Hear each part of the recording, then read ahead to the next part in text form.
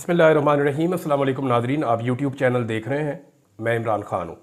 सबसे पहले एक छोटी सी समरी आपके सामने रख देता हूँ कि सुप्रीम कोर्ट ऑफ पाकिस्तान में जो डेवलपमेंट्स हुई, ये 26वीं आइनी तरमीम के हवाले से बहुत इंपॉर्टेंट है। 26वीं आइनी तरमीम एक ऐसी आइनी तरमीम जिसने पाकिस्तान के सुप्रीम कोर्ट का हुलिया बिगाड़ दिया और सुप्रीम कोर्ट को इतना कमज़ोर कर दिया कि एस्टेब्लिशमेंट और हुकूमत जो चाहे सुप्रीम कोर्ट से अब करवा सकती है। वहाँ पे एक ऐसा बेंच बनाया गया आइनी बेंच के नाम के ऊपर, जिसमें अपने मनपसंद जजेस को रखने के बाद हुकूमत कोई भी कानून साजी करे, कोई भी चीज़ तब्दील करे, कोई भी पाकिस्तान के अंदर खिलाफ आइन या खिलाफ कानून काम करे तो उसको चैलेंज जब उस बेंच के अंदर किया जाएगा तो वहाँ अपने मर्जी के जजेस के ज़रिए से तहफ़्फ़ुज़ हासिल किया जा सकता है। लिहाजा ये मुतनाज़ आइनी तरमीम सुप्रीम कोर्ट ऑफ पाकिस्तान को बहुत नुकसान पहुँचा चुकी है। दो तीन चीज़ें हुई हैं और एक उनके साथ डेवलपमेंट जुड़ी है। मैं ये सारी चीज़ें आपके सामने रख देता हूँ। नंबर एक ये है कि सुप्रीम कोर्ट में 26वीं आइनी तरमीम का मामला, ये अब आइनी बेंच के अंदर मामला लगा था। यहाँ पे सबको नोटिस जारी कर दिए गए और कुछ चीज़ें जो है वकला ने वहाँ पे कही हैं। एक तो वकला कह रहे हैं जी फुल कोर्ट के सामने ये रखा जाए, ये भी वकला का एक मुतालबा सामने आया। दूसरा कहा जाए कि इसको लाइव दिखाया जाए, यानी ये जितनी भी प्रोसीडिंग है इसको लाइव दिखाया जाए, दुनिया देखे कि 26वीं आइनी तरमीम के हवाले से सुप्रीम कोर्ट ऑफ पाकिस्तान के अंदर केस क्या चल रहा है और हकायक कौन से सामने आ रहे हैं। बहरहाल इस मामले को नोटिस जारी किए गए हैं। जो मैंने जो कोर्ट रिपोर्टर से बात की तो उन्होंने दो दावे किए। एक उन्होंने कहा जी सुप्रीम कोर्ट ऑफ पाकिस्तान ने ये जो केस लगाया है ये कोई नेक नियति से नहीं लगा।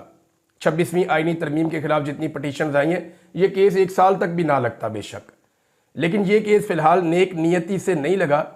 इसको लगाने के पीछे जो रीजंस बताई उन्होंने कहा एक तो ये है कि हाई कोर्ट के अंदर ये केसेस चल रहे थे और इस बात का खदशा पैदा हो गया था कि कोई हाई कोर्ट 26वीं आइनी तरमीम को कलअदम करार ना दे दे।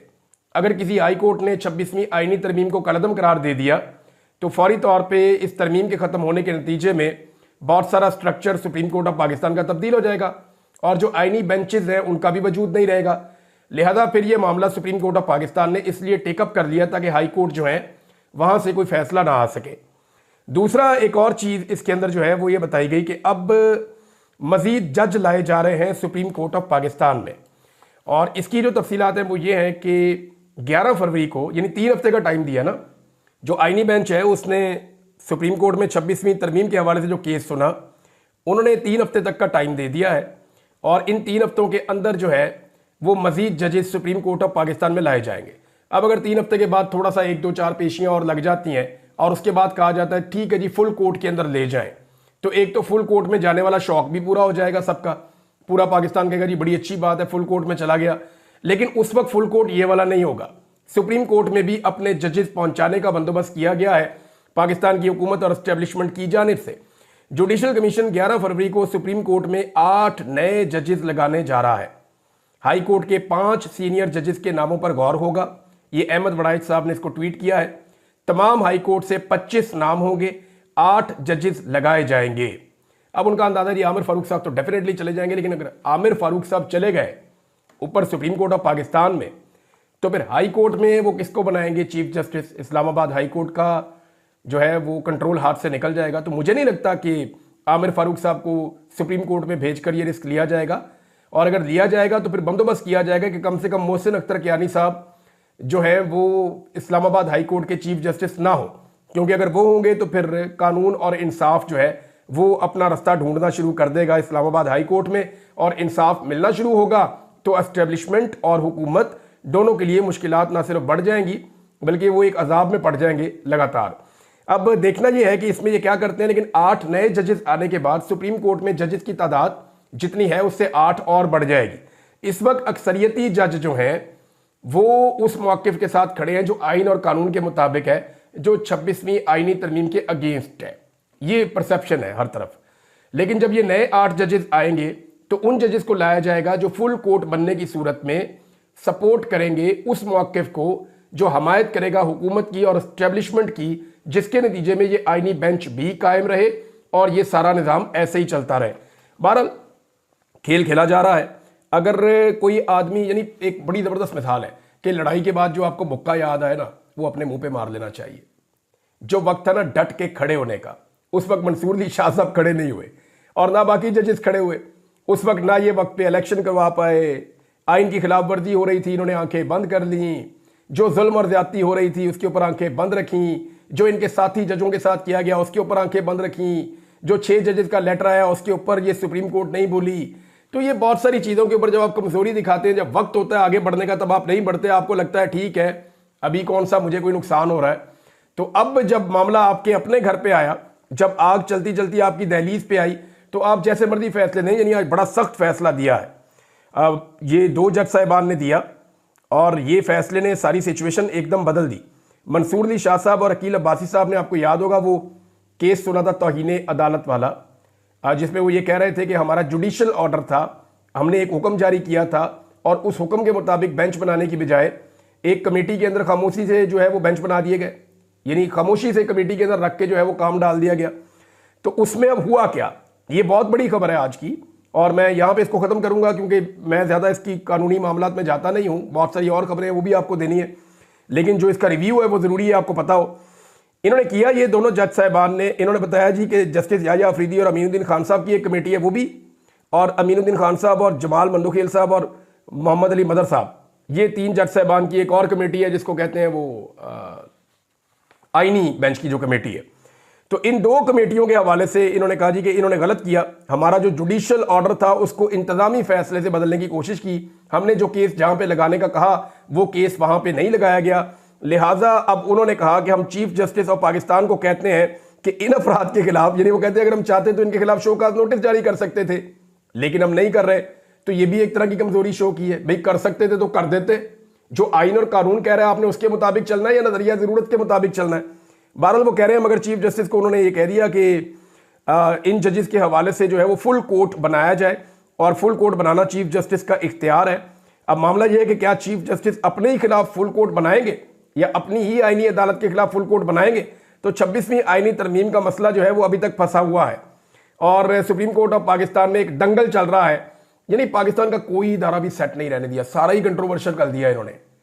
यानी ये जितना भी पाकिस्तान के अंदर रजीम चेंज ऑपरेशन के बाद खेल खेला गया, पुलिस कंट्रोवर्शियल फारग, अदलिया कंट्रोवर्शियल फारग, मीडिया के अंदर लड़ाइयाँ, मीडिया भी फारग, कोई क्रेडिबिलिटी नहीं, पाकिस्तान की जो मिलिट्री एस्टेब्लिशमेंट है जो बड़े लंबे अरसे से उनकी बड़ी पॉपुलैरिटी थी वो भी फारग, पाकिस्तान के सियासतदान सारे के सारे डिस्क्रेडिट, क्रेडिट सिर्फ एक आदमी के पास है जो जेल में बैठा हुआ है, कैदी नंबर 804, बाकी सारे ही फारग हो गए। अब सब लोग इसके ऊपर झल्ला रहे हैं, कोई चिल्ला रहे हैं, यानी इसके ऊपर जस्टिस जमाल मंदोखेल साहब ने कहा कि तौहीन का मुर्तकिब करार दिया गया, अब कमेटी इजलास में नहीं जाऊंगा। तो मामला यह है कि कमेटी का इंतजामी फैसला होता है, आप अदालती फैसले को बदल कैसे सकते हैं कमेटी के अंदर बैठ के, ये बात जज साहिबान ने उठाई है। बहरहाल नए जजेस की तैनाती होगी और जुडिशल कमीशन का इजलास बुला लिया गया है। हुकूमत अपनी अक्सरियत से फैसला करेगी कि किस बंदे को अब जज बनाना है।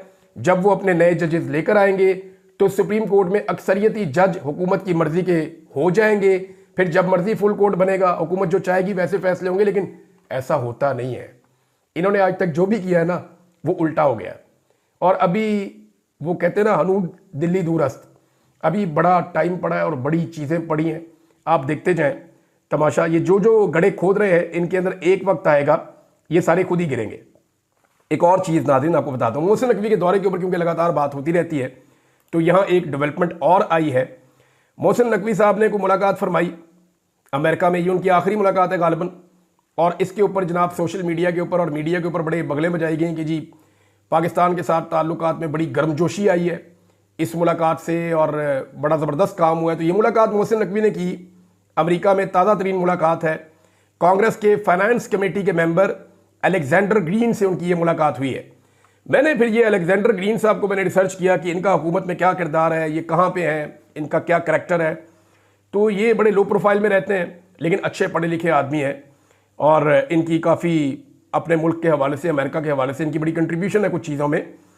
लेकिन ये अलेक्जेंडर ग्रीन साहब जो है ये अपोजिशन के बंदे हैं, यानी ये इनके पास कोई इख्तियार नहीं है। अब ये रिपब्लिकन्स के अंदर नहीं है, इस वक्त डोनाल्ड ट्रंप की पार्टी की हुकूमत है, वो रिपब्लिकन्स में है।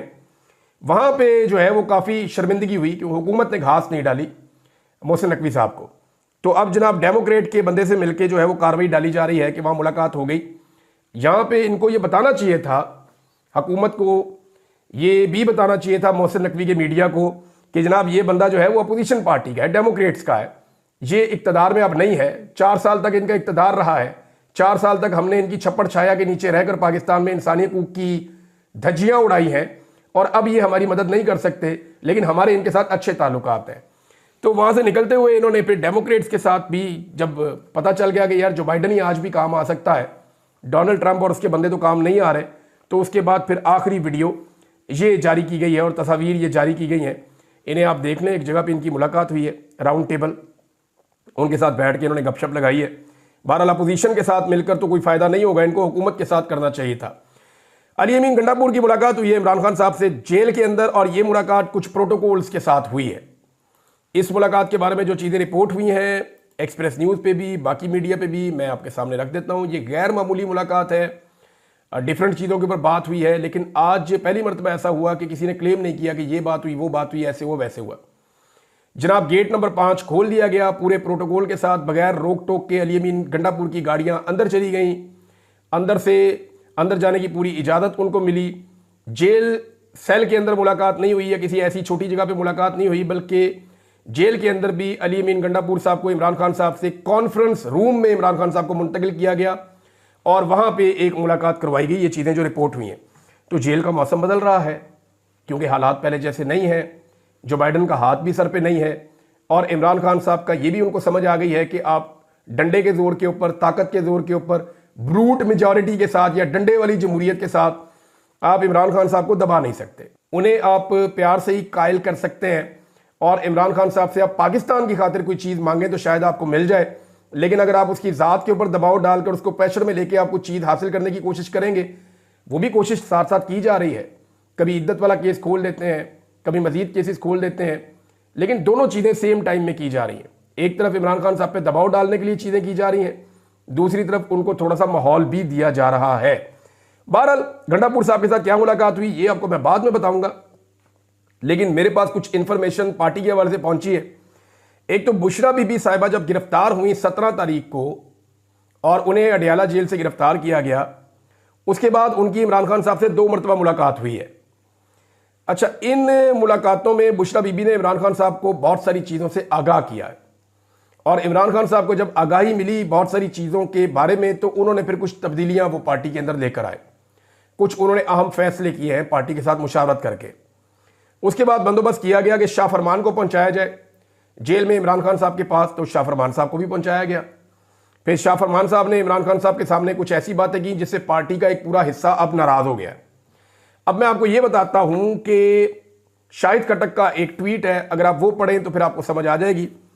शाहिद खटक ने ट्वीट करते हुए शिकवा किया है कि इमरान खान साहब से मिलवाया नहीं जाता, और इसके पीछे उनका यह दावा है, वजह यह है कि कहीं इमरान खान साहब को 26 नवंबर के हवाले से हकायक ना हम बता दें, इसलिए उन्हें लगता है कि जी उनको इमरान खान साहब से नहीं मिलाया जा रहा। ये शाहिद खटक साहब कह रहे हैं। देखिए उनका ट्वीट मैं आपको पढ़ के सुनाता हूं, फिर आपको बताता हूं एक्चुअली पार्टी के अंदर चल क्या रहा है। पिछले 1 साल से जायद का अरसा हो गया अपने लीडर इमरान खान से मुलाकात करना चाह रहा हूं, लेकिन मिलने नहीं दिया जा रहा। आखिर क्यों नहीं मिलने दिया जा रहा? क्या यह खौफ है कि इमरान खान को 26 नवंबर के हवाले से सच बताया जाएगा, तमाम किरदारों के मुतालिक बताया जाएगा? अब ये वो चीज़ें हैं जो मैंने कोशिश की कि मैं जानूं इन लोगों से बात करके, तो इन्होंने कहा जी हम इमरान खान साहब को बताएंगे, हमारे पास कुछ ऐसी चीज़ों की इंफॉर्मेशन है जो सिर्फ हम अपने लीडर से शेयर करना चाहते हैं, फिर वो फैसला करेगा कि इस बारे में क्या करना है, हम ये चीज़ें सिर्फ इमरान खान तक पहुंचाना चाहते हैं।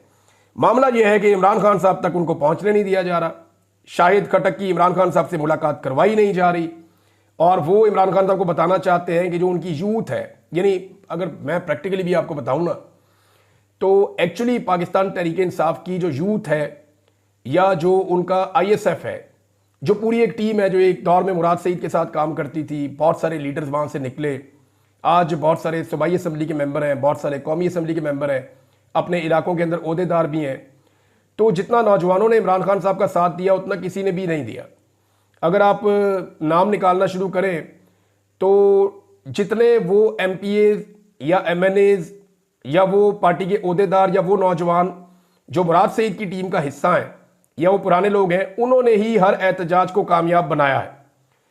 गो के लीड कोई भी कर रहा हो, बुशरा बीबी करें, अली अमीन गंडापुर करें या कोई भी करे, इन नौजवानों की अक्सरियत हर एहतजाज के अंदर मौजूद होती थी, और ये फ्रंट लाइन के ऊपर फस्तायत का मुकाबला भी करते रहे हैं, और ये हर जगह पे पहुंचे भी हैं।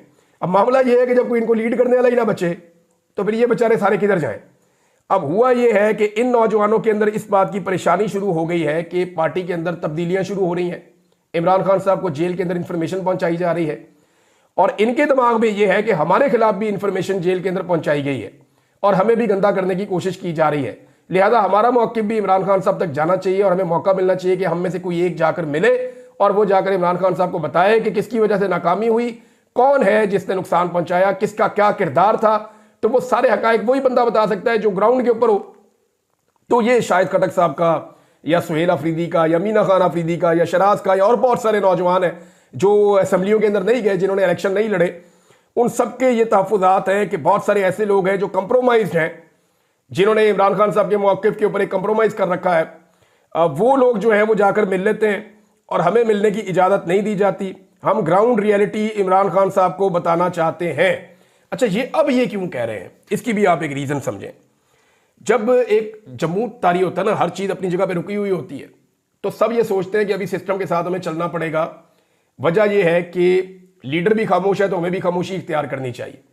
लेकिन जब हिलजुल शुरू होती है ना, जो इमरान खान साहब ने जेल के अंदर से बैठकर कर दी है, तो उस हिलजुल का इंपैक्ट पूरी पार्टी के ऊपर आता है। अब वो सारे लोग कह रहे हैं कि क्योंकि हिलजुल शुरू हो गई है तो मजीद हकायक इमरान खान साहब को बताए जाएं जिनकी रोशनी में वो बेहतर फैसले कर सके। तो ये सारे लोग इसके लिए कोशिश कर रहे हैं। पाकिस्तान तहरीक इंसाफ से नाजरीन बड़ा कैटेगोरिकली कह दिया है और साफ साफ कह दिया है कि किसी सूरत भी कल के मुज़ाकरात के अंदर पाकिस्तान तहरीक इंसाफ नहीं बैठेगी। ये इसके ऊपर उनका स्टेटमेंट आया क्योंकि जुडिशल कमीशन हुकूमत के पास बनाने का एक ऑप्शन था, हुकूमत ने जुडिशल कमीशन बनाया ही नहीं। कल हुकूमत के साथ मुज़ाकरात में नहीं बैठेंगे, चेयरमैन पाकिस्तान तहरीक इंसाफ ने यह कह दिया है और उन्होंने कहा जी इस हवाले से बाज़ाब्ता तौर पर हमने आगाह भी कर दिया है। असद कैसर थे और दीगर लोग थे, ये बात कर रहे थे मीडिया के साथ। उन्होंने कहा कि ये हुकूमत जब से आई है जल्दबाजी में कानून पास करवा रहे हैं और पीका एक्ट के तहत जिसको भी चाहे फेक न्यूज़ के ज़ुमरे में ये उठा लेंगे। वाकई अब तो यही होगा। उन्होंने कहा कि हम मीडिया के जायज़ हकूक़ के साथ खड़े हैं।